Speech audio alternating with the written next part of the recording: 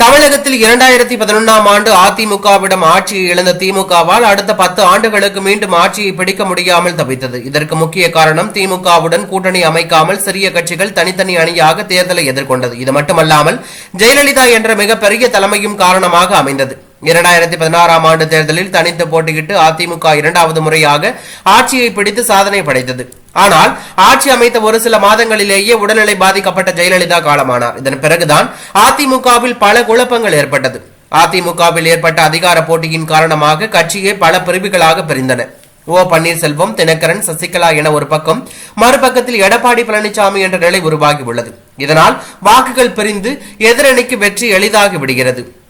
2019ஆம் ஆண்டு நாடாளுமன்ற தேர்தலில் திமுக தலைமையில் புதிய கூட்டணி உருவானது. இந்த கூட்டணியில் காங்கிரஸ், விடுதலை சிறுத்தைகள், மார்க்சிஸ்ட் மற்றும் இந்திய கம்யூனிஸ்ட், மதிமுக மற்றும் இந்தியன் யூனியன் முஸ்லீம் லீக் இந்த கட்சிகள் கூட்டணி பலத்தால் 38 தொகுதிகளை தட்டி பறித்த இந்த கூட்டணி 2021ஆம் ஆண்டு சட்டமன்ற தேர்தலை எதிர்கொண்டது. இந்த கூட்டணியின் அசுர பலத்தால் திமுக 10 ஆண்டுகளுக்கு பிறகு தமிழகத்தில் ஆட்சியை பிடித்தது. ஆளும் கட்சியாக இருந்த அதிமுக கூட்டணி 78 இடங்களை மட்டுமே கைப்பற்றியது.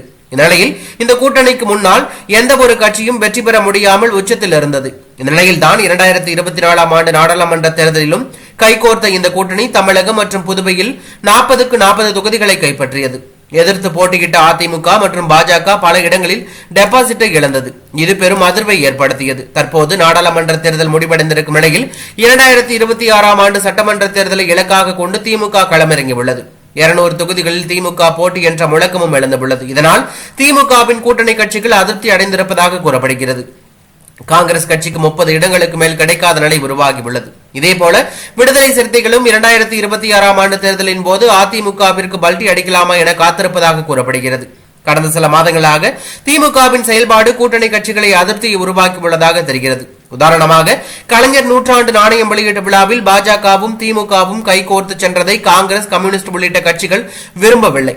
அதே நேரத்தில் பழனியில் முருகன் மாநாடு நடத்தியும் திமுகவின் கூட்டணி கட்சிகள் ரசிக்கவில்லை.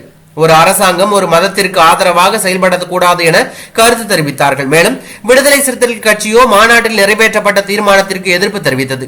இந்த நிலையில்தான் திமுகவுடன் கடந்த 2019ஆம் ஆண்டு முதல் கூட்டணி வைத்துள்ள கட்சிகள் வேறு கட்சிக்கு பல்டி அடிக்கும் சூழ்நிலை உருவாகி இருப்பதாக அரசியல் விமர்சகர்கள் கூறி வருகிறார்கள். இதனை வைத்துதான் திமுகவின் மூத்த தலைவர் KN நேருவும் உறுதிப்படுத்தும் வகையில் நாடாளுமன்ற தேர்தலில் இருந்த அமைப்பு சட்டமன்ற தேர்தலில் வருமா என்று சொன்னால் நிச்சயமாக அதுபோல சுமூகமான சூழ்நிலை வராது என எப்போதும் எங்களுடைய கருத்து என தெரிவித்திருந்தார்.